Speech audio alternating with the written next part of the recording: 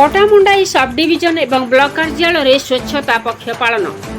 आज Pattamundai block subdivision medical campus block परिसर रे स्वच्छता पक्ष पालन अवसर सफाई और वृक्षारोपण कार्यक्रम करा जायछि। पटामुंडाई ब्लॉक अग्रणी स्वेच्छासेवी संगठन अन्वेषण और स्वच्छता ग्राहीक द्वारा सुरुखुरे अनुष्ठित हो जायछि। एही कार्यक्रम रे पटामुंडाई बीडीओ शुभांशु साहू, मेडिकल भारप्राप्त अधिकारी निराकार परिडा, बीपीएम प्रशांत जेना, पीएचओ नृसिंह दास और पंचायत समितिर उपाध्यक्षा जोगदेई वृक्षारोपण करने सह स्वच्छता ही सेवा कार्यक्रम रे अंशग्रहण करथिले।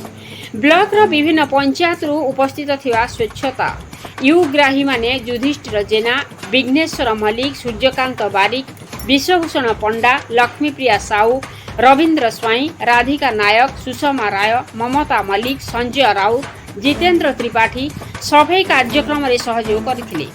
ए कार्यक्रम को अन्वेषण संपादक श्री अनंत कर उपस्थित रही परिचालना करथिले। केन्द्रापड़ारू जिला प्रतिनिधि समीर कुमार प्रधान का रिपोर्ट, मसीहा न्यूज।